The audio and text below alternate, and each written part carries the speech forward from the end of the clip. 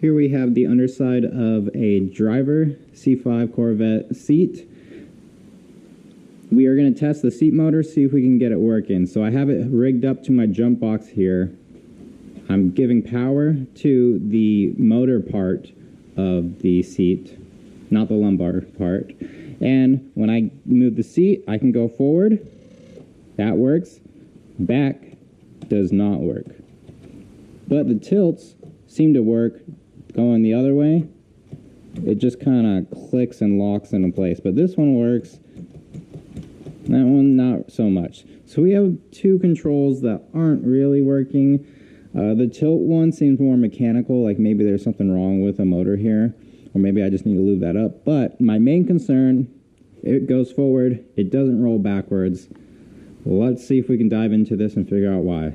Now, deep into the seat here is the module. It's not clipped into its place, so someone's been in here. Let's see if I can get a good shot. There we go. So we want to pull this module out, and we're actually going to take it out completely. But let's do some testing first before we do that. So first, I'm going to stick my hand in there and fish it out and bring it out about here. So switching gears here, I'm trying to test out the switch. I want to be 100% certain that the switch is working and that it's not in the relay control module down there, this SCM. So to get the thing out here, there's a couple screws. Mine's missing all of them. It only had one in. This is cracked. Most of them are cracked. There's a clip that looks like this that's in there. You need to stick a screwdriver in from the back side to spread it open, and then once it's open and you start pushing it out, it comes out that way. So now we can take this off, set it aside, and start working on testing this switch. So I think someone's been in here because I doubt all this epoxy is factory. But I'm plugging this. Okay. And there's our pins. So we should be able to just ohm this out and test if the multifunction switch is working correctly. Well, it only took fully disassembling the multifunctional switch and the switch on the other side. Turns out this was never plugged in, so that's why the passenger side doesn't work at all. It was never plugged in. So, using this one, I was able to figure out how it works. Now we're testing this one. The way it works is there's a ground source, which is going to be the black and gray. It is this one, top one, fourth to the left. That is the ground. And then when you do the switch, whatever direction, forward, reverse, it's going to complete the circuit, give continuity, and so when I pair it up to my forward switch right here, I got it in continuity. Actually, this is the reverse switch. So let me see if I can stick my hand under here. If I go reverse, it's beeping. So reverse does work. On the switch, at least. That means our problem is going to lie here, and an easy way to tell, I had continuity from here to the SCM. So let's dive into this SCM. Kind of knew it was going here, but let's go ahead and do it. So moving forward with pulling out the seat control module, disconnected the 3 wires here. Here we have, this is the seat relay, it's called, and taking off these clips here, you see I already got this one pressed. I think once I get this one pressed, that will expose the electronics in here, and this is where we want to work. Inside the seat relay here, we can see the board, and now remember, red is the connector that was plugged in here. This is coming directly off of the seat multifunction switch, which I had over here. This is the spare one. That is where we want to look. That's these pins in here. So I should, yep, I can or just remove everything. So out it comes. And we're going to inspect for some cracked solder joints, because that's kind of what I'm expecting. Either we have some cracked joints or one of these three relays has failed. I'm going to try to do my best to show you what's going on here. But right here, this joint right here where my solder iron is above is cracked. And there was a couple others like that. Now I've already gone through and started adding solder to help fill these joints and make them a little bit better.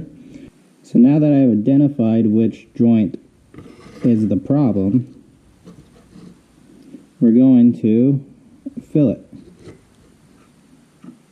So it's clearly cracked or a cold joint.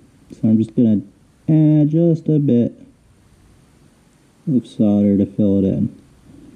Just like that. I don't want to do too much because then we can cause a short, but that is perfect just like that. Makes a little mountain. If you're looking at some of the other joints, some of them are better than others.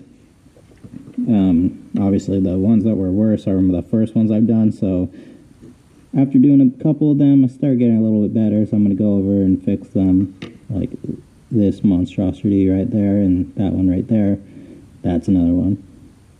But basically what I'm doing is adding solder to the joints to these three relays right here. So I'm trying to trace them on the back side and then just adding a little bit of solder to them. Okay, solder joints have all been resoldered. So after finding maybe 2, maybe 3 cracked joints, they're hard to see, especially without a magnifying glass, but I think I found a issue. Hopefully it's the issue. So let's reassemble this, set up our bench test, and try it out. So the bench test, we're going to take our seat connector here, and I'm going to stick a pick into the ground, which is the black. That way I can tap into it later. And then I'm going to stick a pick into the power, which is on the same row as that ground. So this orange one, we're going to stick it right there. And just like that, we have our connection. So I'll take my positive jumper to that one, and then my negative jumper to the ground. There we go. Now to bench test this, I'm taking my connector here, sticking a pick into the black wire, the ground, and then I'm going to stick another pick into the thicker of the orange wires. It's directly below.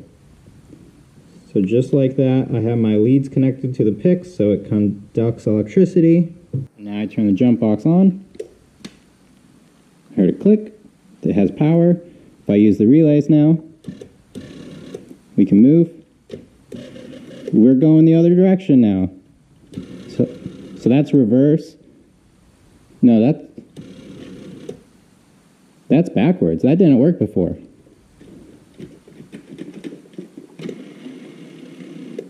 And there we go. It's going forward. Reverse. It's working. It seems something about this position, the back position, just is not happy. It needs some motivation. All the other ones start working though. We did get the tilts working both directions.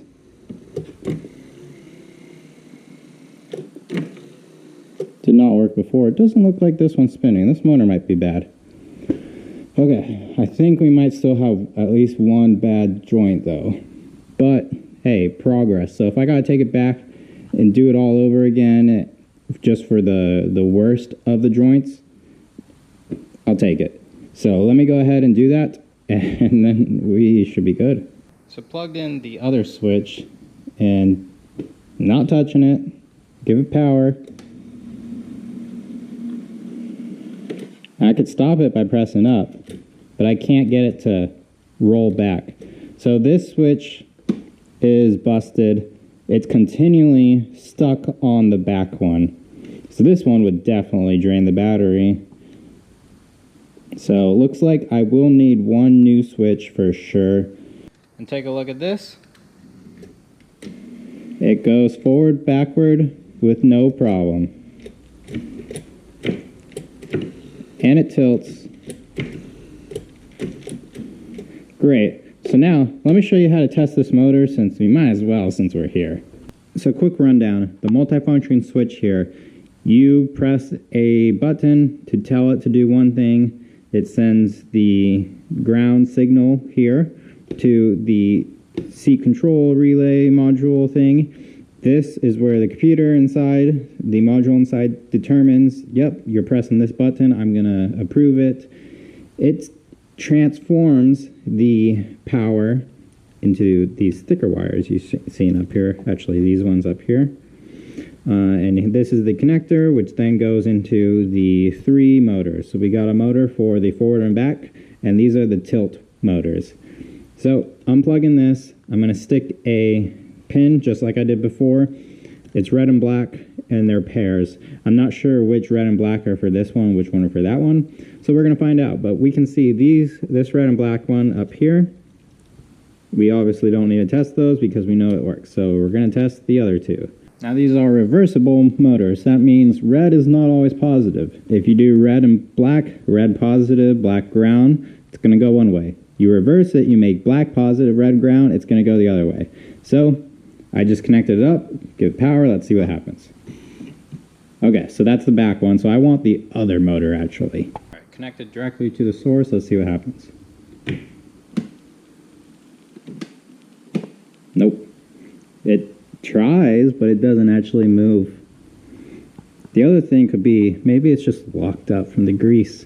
I'm going to reverse the leads first. If it doesn't work, there's these bolts to manually spin it, so we can try that. Motor spins, but it doesn't spin up here, so it sounds like the motor itself is just bad. It's not, it's free spinning in one direction, the other direction it gets stuck. So I'm not going to mess with it anymore. We just got a bad motor. And truthfully, I don't really care. As long as it goes forward and back, I'm fine. All right, we fixed the seat. It is working. Found out on the other side, I need to order one of these because this is busted and will drain the battery.